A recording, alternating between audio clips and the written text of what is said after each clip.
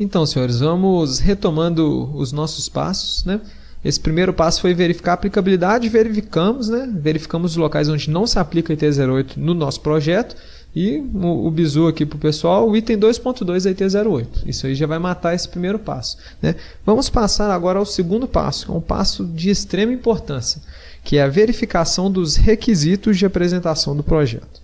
Conforme foi exposto, é importante verificar tanto as exigências previstas na IT01, assim como aquelas pormenorizadas na instrução técnica que trata do assunto, né? Esses requisitos de apresentação vão sintetizar tudo aquilo que tem que ter no projeto e é importante que o analista observe, né, para facilitar a análise dele, para possibilitar que ele analise o projeto.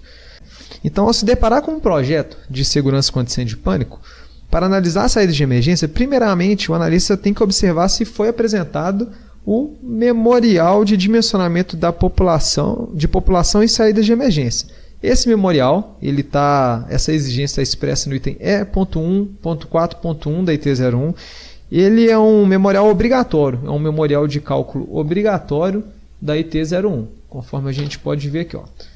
Planilha descritiva dos cálculos realizados para dimensionamento e saída de emergência conforme instruções técnicas específicas. Os senhores podem perceber que eu coloquei aqui no nosso passo a passo o item E.1.4.1 e esse item C13. É importante destacar que a 8ª edição da IT01 traz a possibilidade dessa memória de cálculo ser apresentada junto às respectivas plantas do projeto.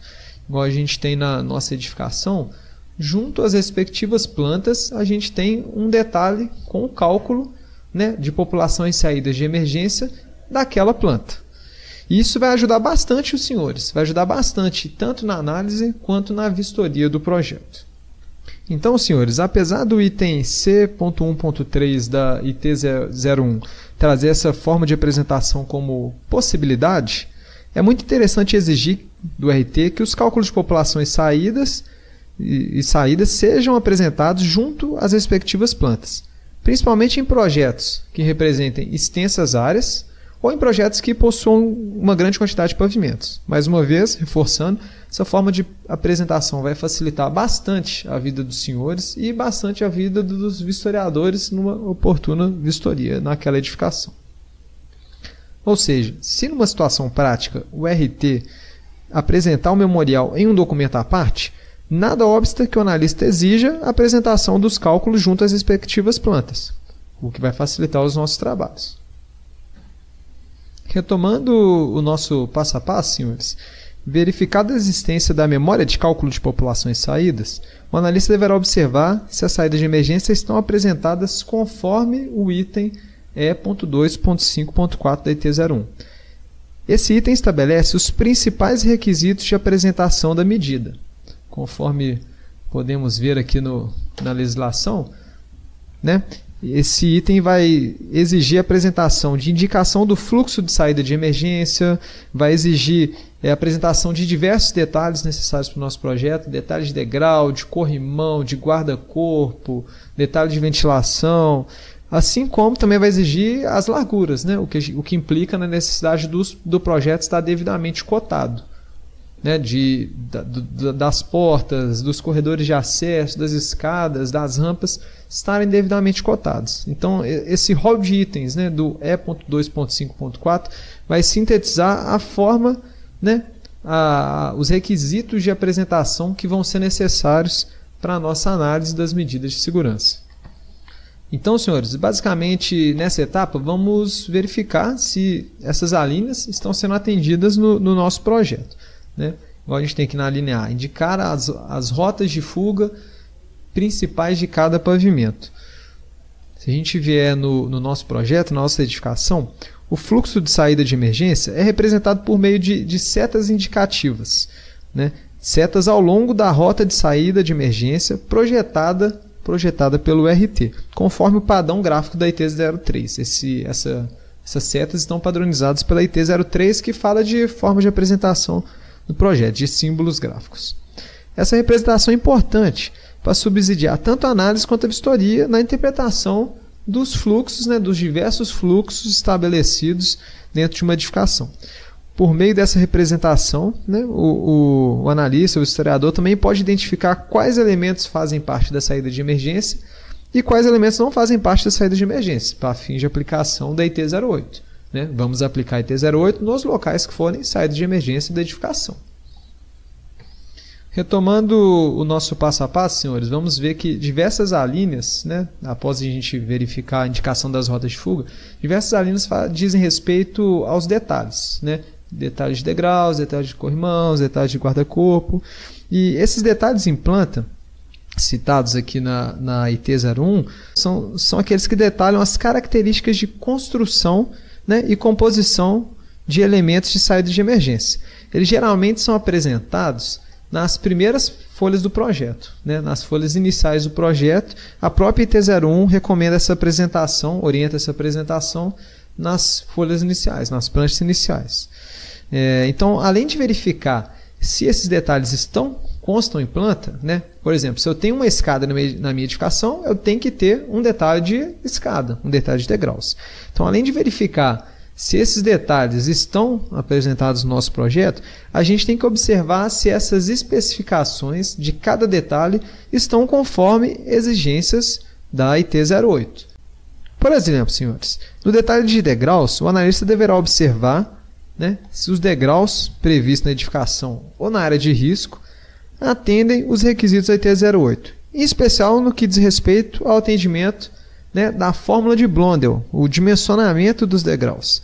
Nesse caso é importante observar que não há necessidade do RT especificar exatamente a altura do degrau, a altura e a largura do espelho. Né? É importante o quê? É importante que o RT indique, né, que esses degraus atenderão à fórmula de Blondel. No nosso caso aqui, o RT chegou a especificar que tem uma altura de 18 centímetros e uma largura de 27 centímetros. Caso o RT apenas mantesse que o H é a altura do espelho, o B é a largura do degrau e que esse H e esse B vão atender essa fórmula de Blondel, estaria ok. Caso o RT especifique os valores, devemos verificar, né, se esses valores especificados estarão em conformidade com a fórmula de Blondel, ou seja, se essa fórmula, né, 2H mais B, estará entre 63 e 64 centímetros. Nesse projeto que a gente está vendo aqui que o RT especificou 65, mas se a gente for verificar o item 573, né, na verdade é entre 63 e 64. Então já é um objeto de notificação aqui para a gente pedir para ele corrigir essa indicação da fórmula. Né? De qualquer forma, nesse caso foram especificados os valores, e os valores estão dentro do que a legislação permite.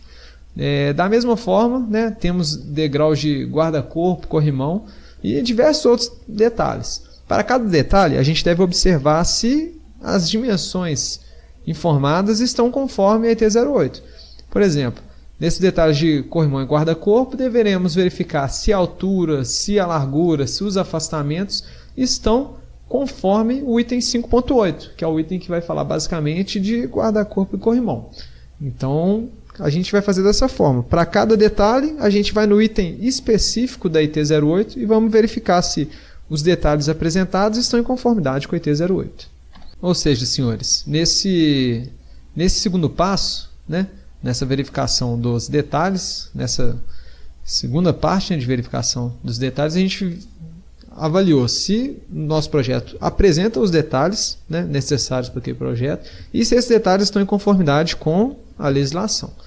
Né? Agora a gente vai passar a mais uma etapa que é a avaliação das larguras, né, que é a verificação se as larguras estão cotadas. Nesse primeiro momento a gente apenas vai avaliar se o nosso projeto está devidamente cotado. Né? Posteriormente, para a gente avaliar se os cálculos de população estão conforme o nosso projeto está atendendo, né, os dimensionamentos de saídas, primeiro a gente tem que ter o projeto devidamente cotado. Ou seja, o que significa isso? Nossas portas, nossas escadas, nossos corredores, rampas devem estar devidamente cotados. Né? É importante que essas cotas estejam inseridas no projeto. Isso vai facilitar, mais uma vez, a gente sempre trabalha buscando facilitar a vida do analista e a vida do historiador no exercício de suas funções. Né? Podemos ver aqui que essas portas estão adequadamente cotadas, né? Essa escada está com uma cota tanto da largura das escadas quanto dos patamares, que é muito importante. Essa rampa também está cotada, igual a gente pode ver aqui a cota de 140 centímetros. E todo o nosso projeto, né, ao longo das rotas de saída de emergência, devem estar cotadas. É importante que as rotas de fuga estejam cotadas. Alguns projetos chegam para a gente com uma grande quantidade de cotas que não dizem respeito à saída de emergência, né? Por exemplo, a largura desse quarto.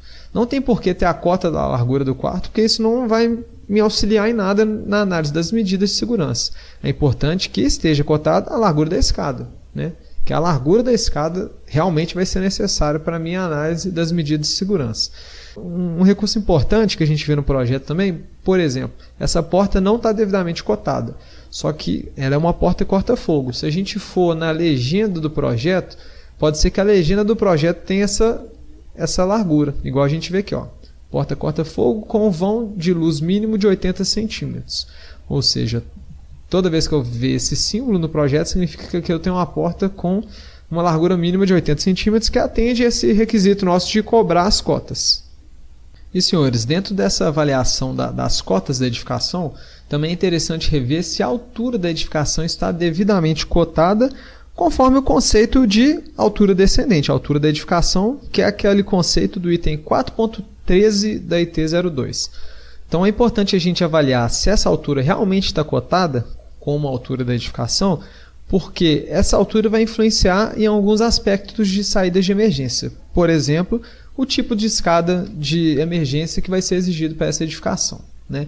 Então a gente lembra que basicamente esse conceito de altura, né, vai dizer respeito à diferença, né, da cota do piso do último pavimento de acesso comum até o piso do pavimento de descarga, que no caso é o térreo. Então, não é somente verificar a altura cotada pelo RT, porque ele pode ter se confundido nesse conceito. Então, a gente, avaliando o nosso projeto, a gente verifica que realmente o pavimento térreo é o pavimento de descarga, é onde encerra, né, a descida, o lance de descida de escoamento da minha população, da edificação residencial, né? E que o último piso de acesso comum realmente é o piso do quinto pavimento. Após avaliar as demais plantas, eu verifico que é no quinto pavimento. O pavimento de cima ele não tem um acesso pela escada, porque ele é a planta do duplex, né? Que é uma parte da unidade autônoma. Então, se a gente for voltar novamente aqui ao nosso corte, né? Nosso corte, que geralmente é onde o RT apresenta essa cota da altura, posso verificar que a altura foi cotada entre o piso do térreo, piso do quinto pavimento, último pavimento de acesso comum. Então, o que computou aí uma altura de 16,56 metros. Essa é a altura da nossa edificação.